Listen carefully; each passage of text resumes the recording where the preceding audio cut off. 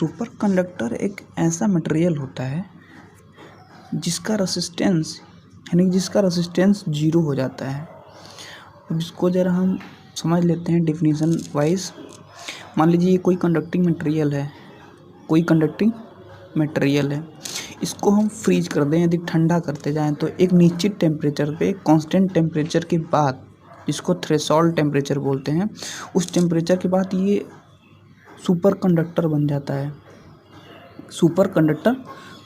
है। अब इसकी दो प्रॉपर्टी बहुत ज़बरदस्त प्रॉपर्टी हैं। एक तो रेसिस्टेंस इसका जीरो हो जाता है और डाईमैग्नेटिज्म का प्रॉपर्टी आ जाता है। इन दोनों प्रॉपर्टी को ज़रा समझ लेते हैं कि इनका क्या मतलब है। रेसिस्टेंस जीरो का मतलब, मान लीजिए कोई सर्किट है, क्लोज सर्किट है, इसमें हम कोई करंट फ्लो कराते हैं, कोई हो AC हो DC हो, कोई से भी करंट फ्लो कराते हैं तो इसमें सालों सालों तक फ्लो होता रहेगा और हम जब चाहें तब इसे वापस ले भी सकते हैं, रिटर्न में ले भी सकते हैं।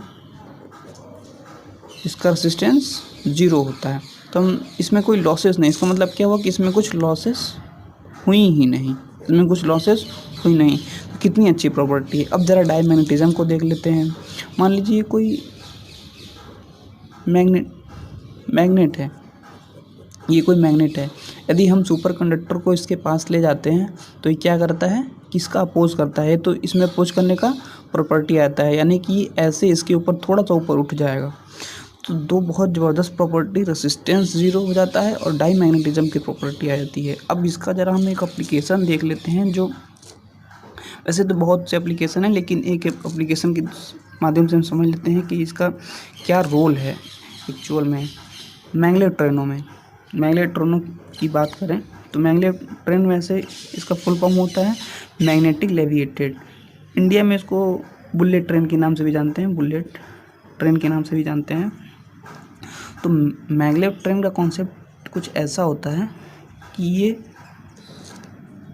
मान लीजिए इसमें कोई ट्रैक नहीं होता है। जैसे आम ट्रेनों में, हमारे यहाँ ट्रेनों में ट्रैक होता है, वैसे मैग्लेव ट्रेनों में ट्रैक नहीं होता है। इसमें ये N और S इसको मान लेते हैं। ये इलेक्ट्रोमैग्नेट होता है। इसमें इलेक्ट्रोमैग्नेटिज्म से विद्युत चुंबकत्व उत्पन्न किया जाता है। अब मान लीजिए कि ये ट्रेन हो गई, तो ये इसमें हमने मैग्नेटिज्म क्या किया, प्रोड्यूस किया। अब हम पता है ये सुपर कंडक्टर, इसके नीचे सुपर कंडक्टर लगा होता है, ये ट्रेन है।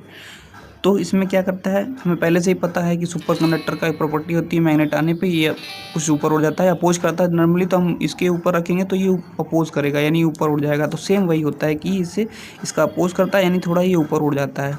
अब हम इसके मोशन को बनाए रखते हैं। अब मान लीजिए जब ये इसके जो व्हील्स हैं या फिर जो इलेक्ट्रोमैग्नेट है, ये इस ट्रैक से जब टच ही नहीं करेगा तो लॉसेस क्या होंगी, जीरो होंगी। जब टच ही नहीं करेगा तो लॉसेस जीरो होंगी।